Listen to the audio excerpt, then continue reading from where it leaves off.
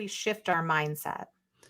Well, the first thing we have to do is we have to go back to an earlier conversation we had, which is, there are buyers buying and there are sellers selling, and there's a disconnect between those two. The seller wants to sell and the buyer wants to buy, and they don't work well together. What generally happens is the buyer soaks the seller for information and pricing, says, I'll think about it, and then never gets back and ghosts the person. And then that seller has to then chase.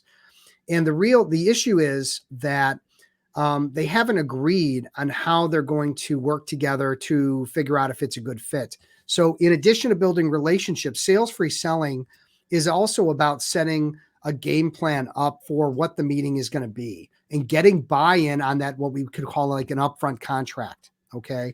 So that would sound something like this. I know we have 45 minutes, Melissa, to talk. And I know your time is valuable like mine. Is it okay if I set up a little game plan for us? Mm-hmm. And you say, sure. So I know from my perspective, it was really to get to know each other better and really see if there's a fit for us to possibly work together. Part of that is me asking you a lot of questions and understanding as a lawyer what your needs are, what your issues are. And I tend to ask tough questions because as a coach, that's kind of my jam. I want to get down to the bottom of things. Are you going to be okay with that, with me asking you some tougher questions? And you say, sure. And out of curiosity, Melissa, are there any expectations of specifically what you want to get out of today? And you would say, oh, just to see if it's a fit. Right. And then listen to this. I would say at the end of our meeting, if we feel like there's a synergy and we want to talk about next steps, let's wrap up our meeting today with some specific next steps to kind of move things forward. On the other hand, if you or I both feel or differently feel that this isn't a fit, you'd like to go a different direction or anything like that, let's be honest with each other. Let's be clear with each other and just call it a day, call it a no. What I will try to do is be a resource for you at that point. Okay. Mm-hmm. Are you open to that type of an ending result if that's the case? And you would say, that sounds great. I appreciate that honesty or straightforwardness. Now, what just happened in a 45 to 75 second time frame was a buy-in to changing the seller model and the buyer model and agreeing on a sales-free selling model, which is me asking questions and listening, which we just mentioned, you answering questions and also tough questions, because I mentioned I would like to take it deeper, and that at the end of the meeting, it's not going to be a think about it, a maybe, or an I'll get back to you. Because what do those really mean? Mm-hmm. They really mean no, but I don't want to tell you no, because that means you're going to try to overcome that objection, or it means you're going to try to go over the top and sell me, which I don't want to deal with. So mm-hmm. I'd rather just tell you I'll think about it, and then that resolves it for now. Okay. That leads into the next step of sales-free selling, which is discovery, which goes back to what we said. You mentioned about like finding the deeper reasons, like finding the pain. That's a term commonly used. I say finding compelling reasons. There are apparent reasons, which a lawyer would say, I don't have a good marketing plan. My activities are all over the place. I'm not meeting with enough strategic, people that can refer me business, and I'm not locking up enough business. Okay. That's a starting point. That some people would take that and just start selling. Here's what I do to solve that. And what I would do is I would ask you, of those 4 issues, Melissa, which one keeps you up at night? Which one is the one that you find is the most challenging? And let's say you say it's closing business. You're losing business. You're just not closing enough. And it's not from a lack of you getting in front of potential clients. It's that you don't have a good process to follow. I identify that.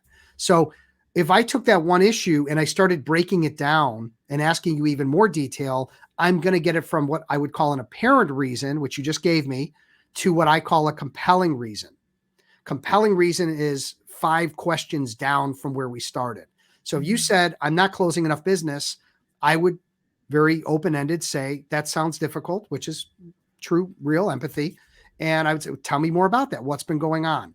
Now you give me a 5-minute, 10-minute dissertation about all the people you've been meeting with that are blowing you off, telling you how great you are, and then not returning your calls, not closing the business, not moving it forward. And then I might even get into how often is that happening? What is the value of each of those opportunities worth to you? 100,000, 50,000, $1 million. So then, by the way, what does that add up to over a year? Think about it. If I'm identifying that you're losing $1 million a year in business because you can't lock up those deals, they're all giving you kind words and then blowing you off. And that's been going on for 3 years, 5 years. That might be $3 to $5 million of revenue that you've left and not brought in. And by the way, if nothing changes, Melissa, isn't it possible that for the next 3 to 5 years that might happen again? Nothing changes, nothing changes. What does that money represent to you and your firm, and how does that impact your future as a lawyer trying to become an equity or trying to be a leader? And then I zip it and I wait. And that's when compelling reasons start to, well, it's been the worst part of my life. It's something I lose sleep over it. I don't know. It's just, I never really thought about it that way. I can't believe it's so much money. So I'm not telling them these are the problems. They're telling me their problems. I'm just staying in the mud with them. We're already dirty. We might as well splash around and get dirtier. And I'm listening and I'm understanding, but I'm asking questions that are getting down to what's going to be compelling enough for that person to change. And by change, maybe it's hire me, maybe it's hire someone else. But at this stage, they just need to understand that these problems aren't going away on their own and they need to resolve them. And I may be a solution, but if they don't get how deep the problem goes, then in most cases, they will just give you the lip service of, it's this much money, I don't want to pay it, that seems like a lot, and they're gone.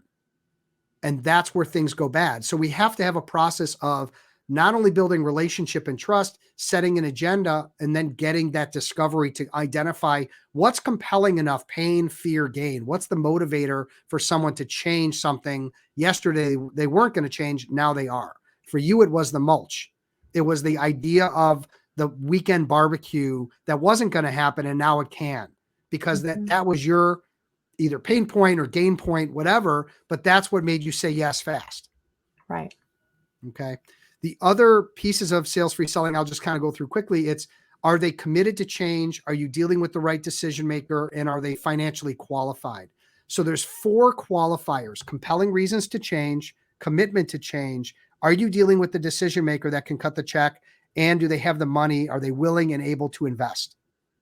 So here's my question to the audience listening, and for you, Melissa. Would you rather go in and pitch someone where you don't know any of that? Or would you rather present a proposal or present a solution for someone that you know has pain, that you know is committed to change, is the decision maker, and has more money than God, and is willing to give it to you? I'd say, your call. Yeah. Well, and interesting though, if I don't know any of that, I think sometimes I undercut myself and my cost because I don't know. Well, maybe, I just said a number. Maybe they can't afford it. Whereas if I know some of those things, I'm really just presenting what I can offer. Yeah. I mean, Maybe. Information is everything, and we're not getting enough of it. And buyers are open to answering questions. They're open to talking, and they love talking about them. I mean, when the whole meeting is about them and they're talking, I mean, if you're a divorce lawyer and you're not getting your people to talk, then you're doing something wrong, because that's all they want to do is talk to you. And the more they talk and the better the direction of the questions, the more information you have to, yes, identify that you don't have to cut corners on your fee structure, or that you're not dealing with the decision maker. And if you let them go without understanding who, it's the assistant GC, and ultimately the GC makes the decision, but you think the GC is going to, and you never found out that there was a GC, and you wonder, geez, why didn't I get that business? Well, guess what? You didn't do enough qualifying to identify that you weren't dealing with the right person. You're dealing with someone that can say no, but can't say yes, can only say no, can't say yes. Right. And people that deal with HR in particular, I mean, yeah, they can rarely say yes. They can almost always say no. Well, and I think there's a lot of negotiating strategies that you're making me think of, but if we stay on topic, how do you, because I think the biggest thing that I realized doing videos for so long that I think is really powerful, that I think everybody should create videos because you get to know people, right? How do you get people to stop leading with, I have 20 years of experience, I know how to do this, I'm the best at what I do? Because like, if everybody says that, I don't really know anything more about you than your credentials. Like, how do you get them to, like, even I tell my kid says, I'm the best basketball player. And I was like, what does that mean? What does that mean? Like, that doesn't tell me anything other than what your perception of yourself is, right? But how do we, and sometimes it's actually that's not your perception of yourself, that's what you're putting out there. But how do you get people, because in my world, I have to reverse engineer Like I say, okay, here's what my clients want. Nobody wants to offer it because they just want to offer what fits for them. I offer what fits for my client. But how do you get out of that mindset? And is that part of the coaching process? Yeah, I mean, I think it's a combination of marketing and business development. And like, so business development's how you spend your time, you're networking, you're developing relationships, you're going out and meeting people. And marketing is the social media, the newsletter, the website, all the things that back up and support the efforts you're making to grow business and lock up business. And when those two meet at the top, at the peak, and you work both to get to that point, that's sort of the sweet spot where it makes things like people are coming to you, people are calling you, you're already pre-sold. You don't have to do that much to lock up the business. For most lawyers, they're not there.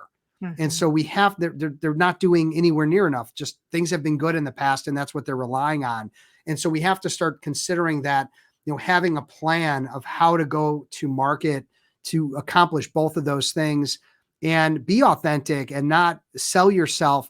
You can get more out of educating people and presenting and sharing new ideas and looking at the law and the industry and the changes in the economy and the environment and talking about new topics. So for example, when the pandemic hit and people started getting into Zoom, I was doing presentations all the time on how to be really effective in growing business through Zoom meetings, because it was topical and it was what people needed to hear at the time. Now we're doing, all right, we're coming out of the Zoom environment. How are we getting back out to network live and in person? And now I'm doing presentations on that.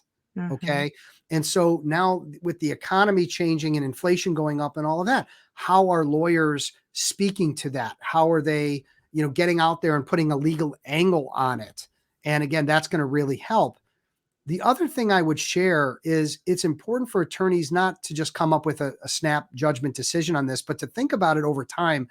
What makes you different? Yeah. What is your differentiator in the marketplace? And I have a very good one. I only work with individual attorneys that are hungry to grow business. Anyone that doesn't fit into that world isn't someone I'm targeting. It's not someone I'm going after. And I'm known as the guy that works with individual attorneys, not law firms, and not anyone. I'm not working with engineers and financial people and all that. So I could even get that even finer if I want to say, okay, I work with individual lawyers that are solos, and that's all I do. And I do more than that, but that would be another way to go. And so how do we know that it's a differentiator? I'm going to give you 2 litmus tests. If you think you've got a differentiator, put it through these 2 tests. And if it passes these 2, you might be onto something. If it doesn't, then maybe drop it. The first one is are you the only one saying it? So let me give an example. And you said, I 20 years experience. Another one that I hear in legal all the time is I'm a big firm lawyer at a mid-market firm rates, right? You heard that before? Yeah. So has everyone else. So that right away would not pass the litmus test. Gotcha. Okay. Me saying there's a law firm in Chicago, I'll give that example, that has a return phone call guarantee of 2 hours. If you call that labor and employment firm, okay, and you don't get a call back within 2 hours, they give you like a free hour of their time or free something. Okay. But their responsiveness is their MO. That's what they're known for as being, and they made that all over their website. They posted it everywhere. So does that pass the litmus test? Are other lawyers saying that they will get back to you guaranteed within 2 hours? Of course not. No one's saying that. So it passes the first litmus test. The second litmus test is who cares? Now, they did some research. They called all their clients, surveyed all their clients. And the number one most important thing to their client base was responsiveness. And they were already responsive, but they saw an opportunity to own a segment of the marketplace and take things to the next level. And no one else is doing it. And it's important to their clients. They have a differentiator, a 2-hour return call guarantee. No one else is saying it. Guess what? No one else is still saying it. It's been 10 years they've been doing it. Okay. So these are the things. So for me, I only work with individual lawyers. Is anyone else saying that? Yeah, there's a few people, but not many. The second thing is that something lawyers care about, that I focus in their industry exclusively? And I'm not a lawyer. Okay. The answer is they don't care that I'm not a lawyer. They care that I'm an expert in their area, in the legal field, all practice areas. That's what they care about. I know this. So for Mhm. me, I've got the perfect sort of differentiator when I am in a networking event, that I only work with individual lawyers, and I know they care about that. Because marketing and business development, quite frankly, is very industry specific. It's very, service or product specific. A couple things, like you touched on so many things, I don't even know where to go next. But there's one thing that I thought was really interesting, because one of the things that I'm trying to do is I'm trying to mediate financial disputes to settlement. And my only success is if you settle. Now, nobody's outcome based in this world. Everybody's like, I'm going to give it the best I can. But really, if it fails clients, it's because of you. Like, you're the ones that had to talk about your emotions and things like that. And I was like, no, actually, it's not. It is, your skills are based on how you can settle the case, right? And that's how you get it done. And if I fail, it's because we didn't settle. And nobody's saying that. So I really resonate with that.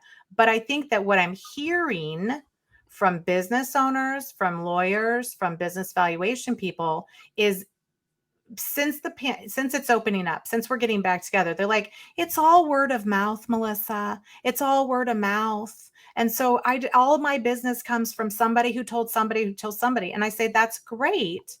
But when that somebody tells them, do they have any reference point on the internet to find out more about you, to meet you, to hear you speak, to hear you say things? And so how do you deal with the fact that people still believe that this word of mouth is the end all be all? And I think it's a straw house. That's my concern. I think you need a lot of both. But how do you recommend somebody kind of deals with that? I mean, I'll add to that word of mouth is the basis of most people's businesses coming up in the 70s, 80s, and 90s. That's how business was done, because they didn't have the internet. They Mhm. didn't have, there weren't, my dad is a retired attorney, Larry Fretzin. Okay.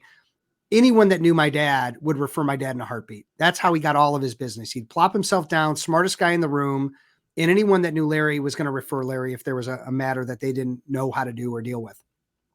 Well, what's the competition today? I mean, just in Chicago, there's 60,000 attorneys, right? Mhm. I mean, just in each area of divorce, or an area of personal injury, or an area of litigation, labor and employment, there's thousands and thousands of attorneys.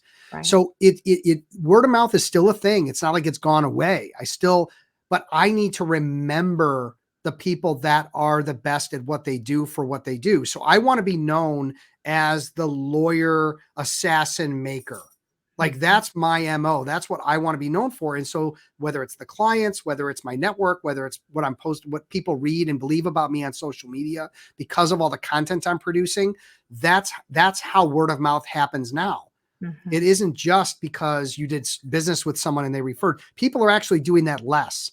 People are so busy that for them to remember the dentist, or think about the realtor, or think about the lawyer, they may not refer. Even if they have a good one, they may not refer, because they don't want to put the time in, or they just don't want to deal with it. It's another thing on their plate. So I think it's more important now than ever to consider your brand, consider your authenticity, uh, your differentiator. How are you memorable in the space? And that's going to take your word of mouth to another level and create business from new people that aren't coming from referral sources. Right. And I mean, word of mouth comes from experience. Word of mouth comes from years in the business. Word of mouth comes from you having so much success with clients that you have so many people talking. But I think that, when you're not, when you don't have all of that, is really when you need to double down on putting yourself out there for simple things, for things that you absolutely know, and you maybe talk about it in a creative way. But what are you telling attorneys to do right now? Like, what are some of your strategies that you see are most effective, and even conceptually, or examples? Because I think that we get into this. What I've seen is people are like, oh, but like, I've been annoyed that hair's been out of the place, right? Does it matter to the content? Does it matter to what we've said? It matters zero. right? But I feel like people get caught up in the like perfectionism. They get caught up in the, well, I don't even know what to do, so I'll worry about it tomorrow. And then I'll worry about it tomorrow. And now we're already a quarter in, right? To a Yep. new year. What happened? Yeah. And I haven't done anything. So what would you advise, like right now, where do you get the most bang for your buck? What do you see as the most effective? So it's interesting. I teach a lawyer's a business development marketing class every Tuesday morning, and I've done that forever. And I had 15 lawyers in this group, and I'm working with them on it. Every single one of those lawyers met with me individually multiple times before even entering the class to work on a business development marketing plan. Mm. And without that, it's winging it. So the question I asked today, and it's funny, is, did you have the week or the week have you? And they all smile, and just like, everyone does, because they realize, yeah, I'm billing hours and I'm crushed with work. But ultimately, business development, marketing, branding, all of those initiatives are going to get pushed aside. Mhm. So the first thing I work on with any lawyer that engages me is a written business development plan.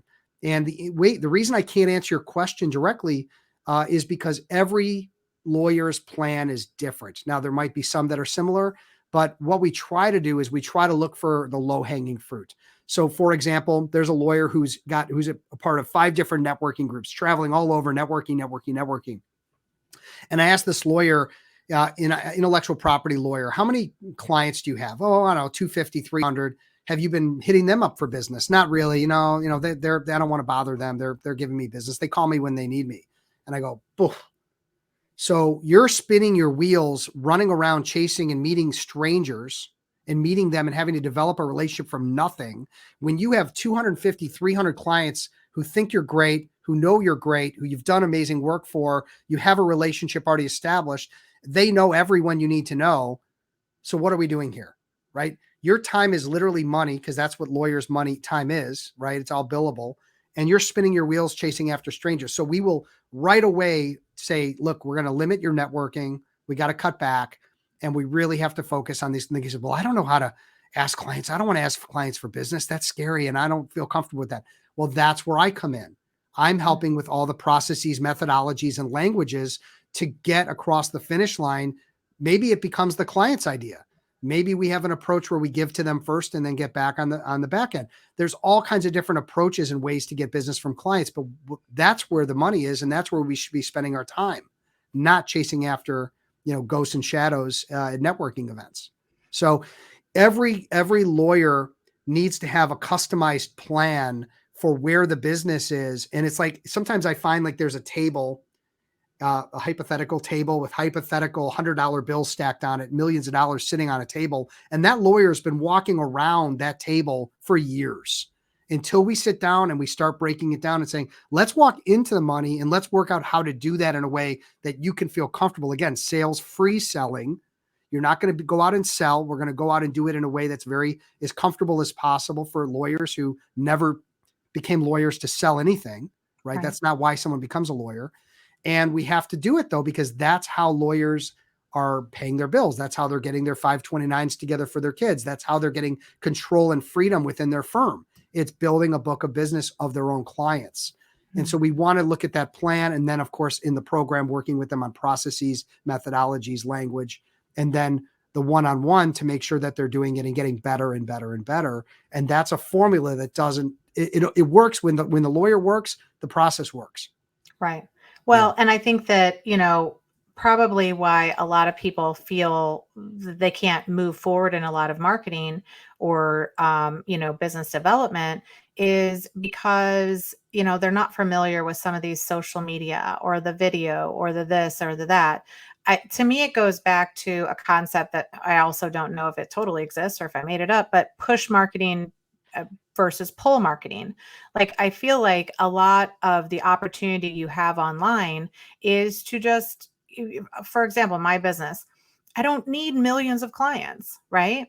I need enough But those people are very specific. They're going to be in certain situations that they're going to need me, right? If I need to testify in court, typically. And so if you don't need that, I'm just, hey, Steve, are you getting divorced? Do you need me? Like it seems like really like, and you're like, okay, so I'm not getting divorced. Oh, well, I mean, it's just not divorce. I can do anything. Are you having a partner's Yeah. dispute? And then Right. you're like, okay, go away. Ew. But Yeah. instead I'm just like, hey, this is what I do. This is what my family barely knows what I do. And so how can I expect other people to know, because I am a situational need. And so I think in those types of situations, especially with an attorney, if you're putting yourself out there and you're authentically talking about what your ideal prospect would want to know, then when they're searching online and they find you and you have the solution, people are inherently wanting a solution quick. So if they find you quick and you answer their questions, or like your client returns the call in 2 hours, guaranteed returning a call even like within 72 hours, you're going to be winning against a lot of people right now, And so I think that a lot of that is very truthful. And, blogging, newsletters, you got to start somewhere, right? You got to start putting what is in your head. I talk to people, like the conversations that you have with other practitioners in your field, start talking about that to the clients. Not if it's bitching about clients, Yeah. because I think that's silly. But, if it's like, oh, I wish the client would know this, well, tell them, talk about it. If it's an issue that you're like, oh, you guys are all looking over here, like you're figuring out if you can file for divorce by yourself, you should figure out this, and that, right? Tell them what they need to know. And I think that that's one way to put themselves out there. So don't get discouraged by social media, but like, I'm scared of video. I don't know how to work a computer or things like that, because that's not age. Okay. There are a lot of people our age, younger, that just never, I mean, most people have worked for a company. A lot of times, if you work for a company, you don't have to go out and get your own business. It's a lot different when you're getting your own business, and what are the tactics to use?